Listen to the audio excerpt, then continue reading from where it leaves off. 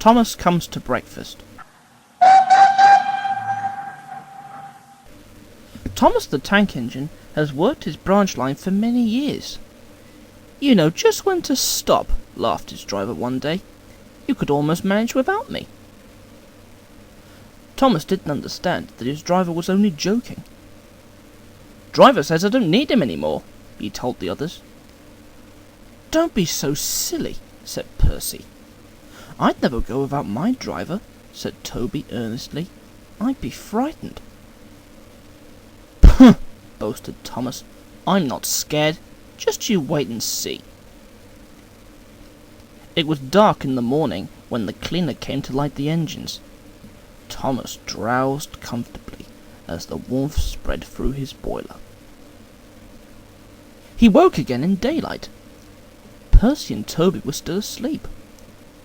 I'll give those silly stick-in-the-muds a surprise, he chuckled. He felt steam going first into one piston and then to the other. I'm moving! I'm moving! He whispered. I'll creep outside and stop.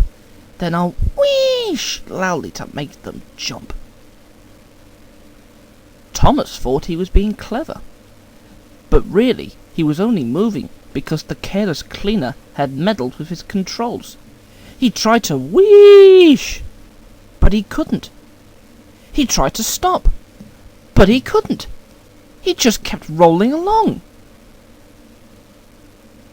Never mind, the buffers will stop me, he thought hopefully. But that siding had no buffers. The rails ended at the road. Thomas's wheels left the rails and crunched the tarmac. Ahead of him was a hedge, a garden gate, and the station master's house. The station master and his family were having breakfast. It was their favourite one of ham and eggs.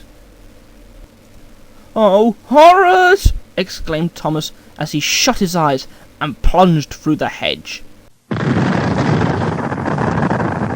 There was a crash. The house rocked. Plaster peppered the plates. Thomas peered through the broken window. He couldn't speak. The station master strode outside. He shut off steam and surveyed his wrecked garden. His wife picked up the plates. "You miserable engine!" she scolded. "Just look at our breakfasts! Covered in plaster! Now I shall have to cook some more!" She banged the door behind her. They finished their breakfasts in the kitchen and left Thomas severely alone. More and more plaster fell. Thomas wanted to sneeze, but he didn't dare in case the house fell on top of him. No one came near him for a very long time. Everyone was much too busy. At last, workmen arrived to prop the house up with strong poles. Next, they brought a load of sleepers and made a road over the garden, so that Donald and Douglas, puffing hard, could pull Thomas back to the rails again. Thomas's funnel was bent. Bits of hedge, the garden gate, and a broken window frame festooned his front end, which was badly twisted.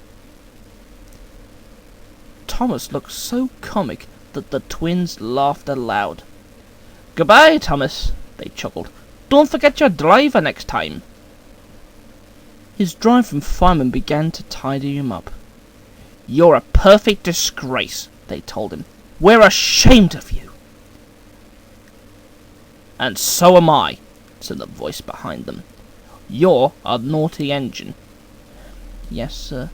I'm sorry, sir," faltered Thomas. "You must go to the works to be mended, but they've no time for you now. Percy will take you to a siding where you can wait till they are ready." Next day, a diesel rail car came. "Yoo-hoo! Yoo-hoo!" she tooted gaily as she ran into the station. The fat controller came over to Thomas.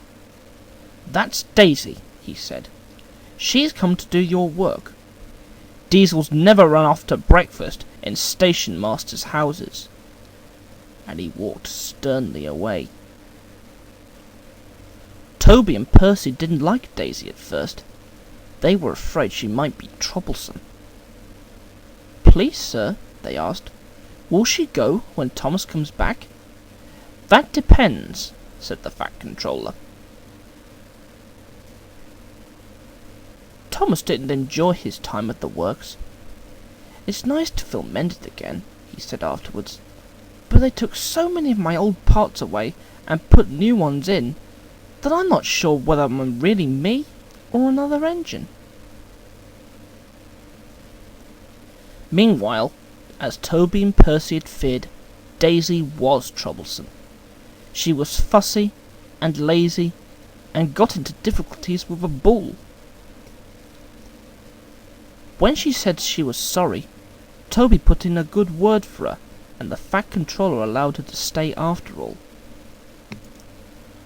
Thomas, Percy, Toby and Daisy are now all good friends. Thomas is glad to have Daisy's help with the passengers. He is never now so silly as to think that he can manage without his driver.